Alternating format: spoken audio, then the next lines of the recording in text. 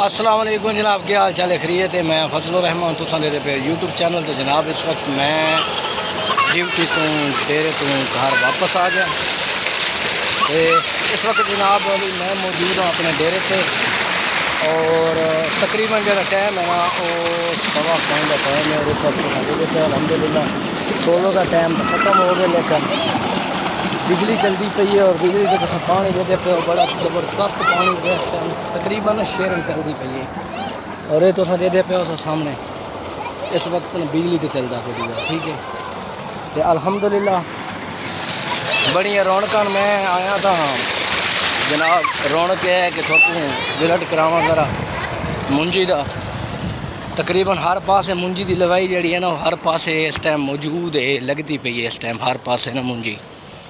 और शुक्र अल्लाह पाक दा 3 एकड़ मुंजी मैं भी काश्त करके दिया। सामने तुम देख सो कि जनाब मुंजी लग चुकी है इस टाइम और ये तकरीबन दूर उस पट्टी तक तो जितने तक नज़र आंदा है उतने तक ये मुंजी लगनी है। ठीक है, तो बाकी अल्हम्दुलिल्लाह खैरियत है। बाकी तो व्यू करवाने हैं अगूते मान के विज़िट, बड़ा ज़बरदस्त माहौल दे रहे थे। और थोकू देखो मैं ना अपोजिट आ गया सूरज है, यानी कि सूरज मेरे फ्रंट के सामने जिसकी वजह तो ना वीडियो का ना रिजल्ट बड़ा ज़बरदस्त आता पे और तो नज़र आता पे उसी बैक व्यू के मैं जिमें घर आया जिस टाइम पहुंचा नाल ही जनाब बच्चा आके कि नहीं भाई असा तो डेरे ते बनने टूबल चलता पे उसी तो पता है अजकल गर्मी का अजाब है और इस वास्ते मैं उन्होंने नाल खिन के डेरे ते आया।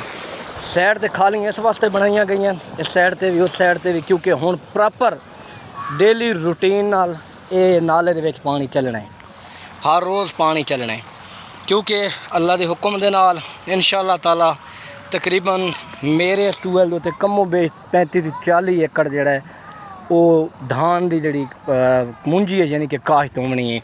और ये 40 एकड़ सारी मेरी नहीं, मेरी तकरीबन 4.5 to 5 एकड़ जड़ा है वो मुंजी मेरी अपनी जाती है और बाकी जड़ी है वो मकसद मेरे अड़ोस पड़ोस के मेरे पड़ोसी जड़े ना लाई किसी 1 एकड़ किसी 2 एकड़ किसी 5 एकड़।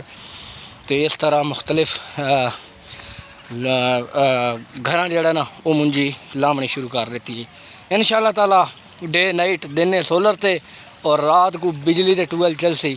और सब तो मज़ा कि जनाब जेड़े डेरे ते बंदे रहने ने वो जनाब वाली ट्यूबवैल मैं तो इत्थों क्लोज करके दिखा ना सकता। वो सामने 2 ट्यूबवैल लगे हैं वो भी इस टाइम चल रहे हैं वो बिजली ते, लेकिन अल्हम्दुलिल्लाह मेरा जेड़ा नाल सोलर ते भी है और बिजली ते भी है। और थोक वो सामने नजर आते पे लाभ लगती पई है जनाब इस टाइम ना सारी। तो अल्हम्दुलिल्लाह बड़ा ज़बरदस्त व्यू है। मेरी पनीरी रह गई है जनाब, ये सामने जी पनीरी यही रह गई है। बाकी तकरीबन हाला मैं 1.5-2 एकड़ हाला होर काश्त करनी है, यानी कि मुंजी में लामनी है। और पिछली दफ़ा जल्द मैं आया तो इतने तो नज़र आता पे उसी सामने इतने मुकम्मल इस जहाँ ते ना इस मुंजी कौन आई हूँ तो बिच ना जगह जगह ते नज़र आता पे उसी टोटे टोटे ना मुंजी लगनी शुरू थी गई है। तो ये जितना भी एरिया सामने पे इंशाअल्लाह ताला ये सारा मुंजी का लगना है। तो बाकी जनाब ऐसी जगह भी है जिथे जनाब मैं गुजरदा ड्यूटी ते जल्द वेना जल्द वापसी वेंदा वाले भी और वापसी ते आने वाले भी जनाब तकरीबन 10 एकड़ मुंजी जी पक्की हुई है, यानी कि असा तो हाल होना स्टार्ट करते वे हैं लेकिन उत्थे 10 एकड़ मुंजी जी मुकम्मल पक चुकी है। अज भी जब मैं आंदा पाया तकरीबन मेरा जोड़ा सफ़र है तकरीबन 70 किलोमीटर एक साइड का सफ़र है। तो मैं बाइक ते आना ड्यूटी तो हर हफ्ते मैं घर आना होंदा है और हर संडे को मेरी छुट्टी होंदी है। तो जनाब जिले मैं उतों गुजरदा तो इंशाअल्लाह ताला हुण उन्हें जनाब उसकी कटाई का अमल शुरू किया है। कटाई करने तो बाद दोबारा वत्त तो मुंजी की काश्त होनी है। तो बाकी जनाब वेखो पंजाब का जड़ा ना ज़बरदस्त व्यू बहुत प्यारा बहुत ज़बरदस्त। और थोकू ये सूरज भी नज़र आता पे सही। और इस टाइम गर्मियों के जरा लोकेशन का यह फायदा होंदा है कि जनाब सूरज जड़ा होंदा सूरज की वजह तो काफ़ी शेयरिंग होंदी है सोलर का यही तो फायदा है।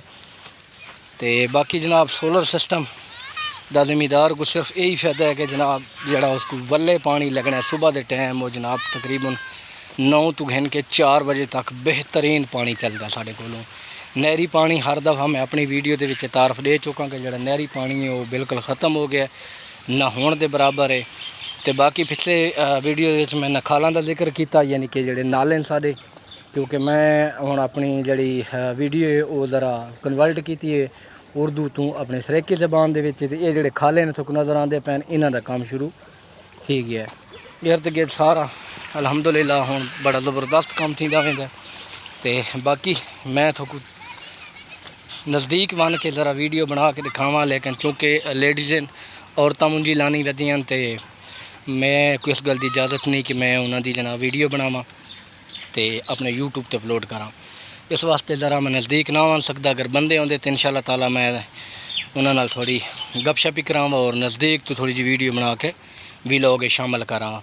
तो बाकी जनाब गुड थी गया। जितने भी मेरे देखने वाले मेरे दोस्त ने अहबाब हैं, दिल की गहराइयों नाल थोड़ा शुक्रिया। तो बाकी जनाब अली चैनल कोई रिक्वेस्ट लास्ट सबसक्राइब मारो, चैनल बिल्कुल अनफ्रीज थी गया और बिल्कुल व्यू जड़े ना 0% व्यू तो इस टाइम मेरा चैनल आ गया है। अगर मज़ीद मैं इस 10 तो 15-20 वीडियो अपलोड करके दे दा, अगर इस उत्ते मेरा रिज़ल्ट अच्छा बेहतर हो गया तो ठीक है, नहीं तो इंशाअल्लाह ताला इसे चैनल दे तले डिस्क्रिप्शन दे विच मैं नवे चैनल का लिंक लासा और थोको अपडेट देसा तुसां जनाब अली उसको जाके चैनल को वेखने। तो क्योंकि बिच्चे मैं चैनल तो रेगुलर सॉरी चैनल तो मैं रेगुलर ना रहा, जिसकी वजह तो जनाब अली चैनल मेरा अनफ्रीज थी कि 3-4 महीने में विच अपलोड नहीं की वीडियो। फिर जरा मेरा कंटेंट होंगे ज़रा मिक्स होंगे, जिसकी वजह तो अच्छा रिस्पॉन्स नहीं होता। तो बाकी गुड हो गया जनाब। इंशाल्लाह दोबारा नेक्स्ट वीडियो थोड़ी मेरी मुलाकात हो सी, तब तक मेरे को इजाज़त दो। अल्लाह हाफिज़।